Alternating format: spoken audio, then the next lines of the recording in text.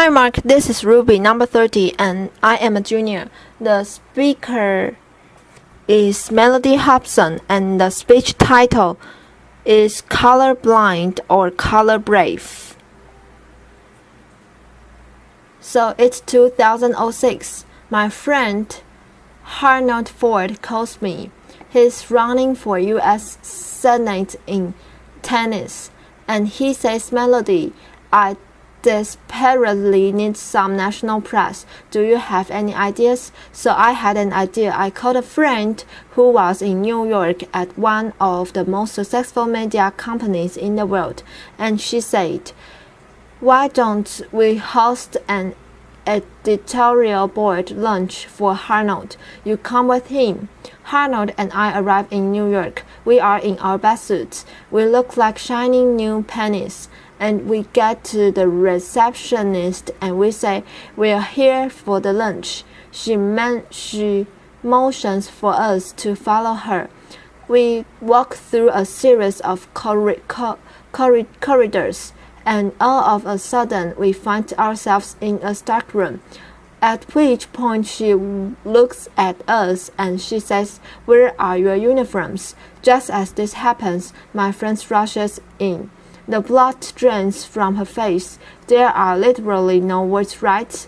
And I look at her and I say, now don't you think we need more than one black person in the U.S. Senate? Now Arnold and I applause. We still laugh about that story, and in many ways, the moment caught me off guard. But deep down inside, I actually wasn't surprised. And I wasn't surprised because of something my mother taught me about 30 years before. You see, my mother was ruthlessly realistic. I remember one day coming home from a birthday party where I was the only black kid invited, and instead of asking me the normal motherly questions like, did you have fun, or how was the cake, my mother looked at me and she said, how did they treat you? I was 7. I did not understand. I mean, why would anyone treat me differently? But she knew. And she looked me right in the eye and she said, they will not always treat you well. Now, race is one of those topics in America that makes people extraordinarily uncomfortable. You bring it up at a dinner party or in a workplace environment. It is literally the conversational equivalent of touching the third rail.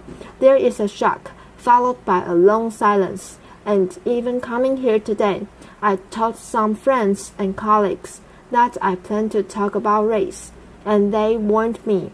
They told me, don't do it, that there'd be a huge risk in me talking about this topic, that people might think I'm a militant black woman and I would ruin my career. And I have to tell you, I actually for a moment was a bit afraid. Then I realized the first step to solving any problem is to not hide from it, and the first step to any form of action is awareness. And so I decided to actually talk about race, and I decided that if I came here and share with you some of my experiences, that maybe we could all be a little less anxious and a little more bold in our conversations about race. Now, I know there are people out there who will say that the election of Barack Obama means that it was the end of racial discrimination for all eternity, right?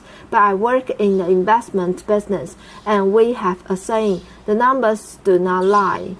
And here, there are significant quantifiable racial disparities that cannot be ignored in household wealth, household income, job opportunities, healthcare.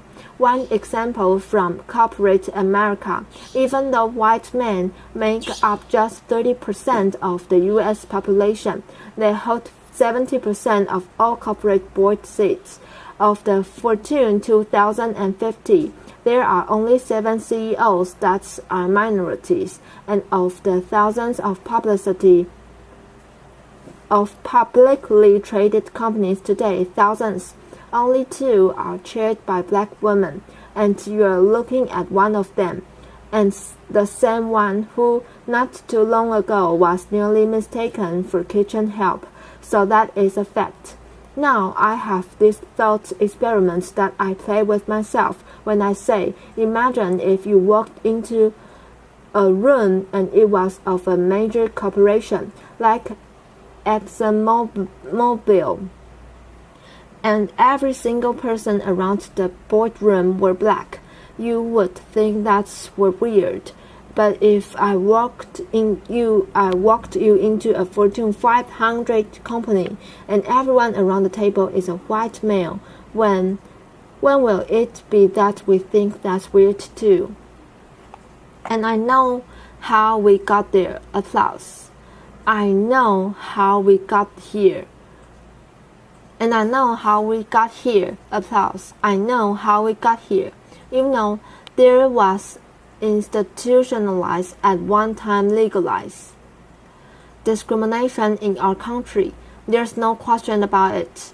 But still, as I grapple with this issue, my mother's question hangs in the air for me. How did they treat you?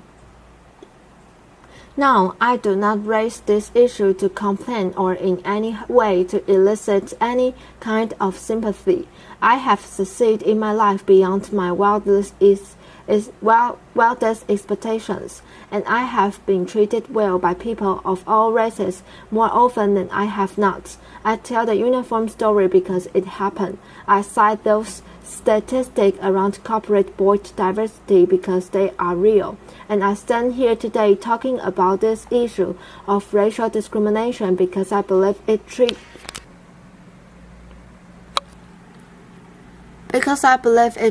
threatens to rob another generation of all the opportunities that all of us want for all of our children, no matter what their color or where they come from. And I think it also threatens to hold back businesses. You see, researchers have coined this term, color blindness, to describe a learned behavior when we pretend that we don't notice race. If you happen to be surrounded by a bunch of people who look like you, that's purely accidental. Now, color blindness, in my view, doesn't mean that there's no racial discrimination and there's fairness. It doesn't mean that at all. It doesn't enjoy it. In my view, color blindness is very dangerous because it means we're ignoring the problem. There was a corporate study that said that instead of avoiding race, the really smart corporations actually deal with it head-on. That actually recognized that embracing diversity means recognizing all races, including the majority one. But I'll be the first one to tell you this subject matter can be hard, awkward, uncomfortable, but that's kind of the point. In the spirit of debunking racial stereotypes, the one that black people don't like to swim, I'm going to tell you how much I love to swim. I love to swim so much that as an adult, I swim with a coach. And one day my coach had me to do a drill where I had to swim to one end of a 25-meter pool without taking a breath. And every single time I failed, I had to start over. And I failed a lot. By the end, I got it. But when I got out of the pool, I was exasperated and tired and annoyed. And I said, "Why are we doing breath-holding exercises?" And my coach looked at me. And he said, "Mellody, that was not a breath-holding exercise. That drill was to make you comfortable being uncomfortable. Because that's how most of us spend our days. If we can learn to deal with our discomfort and just relax into it, we'll have a better life." So I think it's time for us to be comfortable with the uncomfortable conversation about race. Black, white, Asian, Hispanic, male, female, all of us. If we truly believe in equal rights and equal opportunity in America, I think we have to have real conversations about this issue. We cannot afford to be colorblind. We have to be color brave. We have to be willing as teachers and parents and entrepreneurs and scientists. We have to be willing to have proactive conversations about race with honesty and understanding and courage. Not because it's the right thing to do, but because it's the smart thing to do. Because our business and our products and our science, our research, all of that will be better with greater diversity. Now, my favorite example of color bravery is a guy named John Skipper. He runs ESPN. He's a North Carolina native.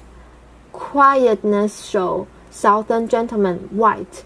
He joined ESPN, which already had a culture of inclusion and diversity, but he took it up a notch. He demanded that every open position have a diverse slate of candidates. Now he says the senior people in the beginning bristled, and they would come to him and say, "Do you want me to hire the minority, or do you want me to hire the best person for the job?" And Skipper says his answers were always the same, yes. And by saying yes to diversity, I honestly believe that ESPN is the most valuable cable franchise in the world. I think that's a part of the secret sauce. Now I can tell you, in my own industry, at Ariel Investments, we actually view our diversity as a competitive advantage, and that advantage can extend way beyond business. There's a guy named Scott Page at the University of Michigan. He is the first person to develop a mathematical calculation for diversity. He says, if you're trying to solve a really hard problem, really hard, that you should have a diverse group of people, including those with diverse intellects. The example that he gives is the smallpox epidemic. When it was ravaging Europe, they brought together all these scientists, and they were stumped. And the beginnings of the cure to the disease came from the most unlikely source. A dairy farmer who noticed that the milkmaids were not getting smallpox, and the smallpox vaccination is proven based because of that dairy farmer. Now, I'm sure you're sitting here and you're saying, I don't run a cable company. I don't run an investment firm. I am not a dairy farmer. What can I do? And I'm telling you, you can be color brave.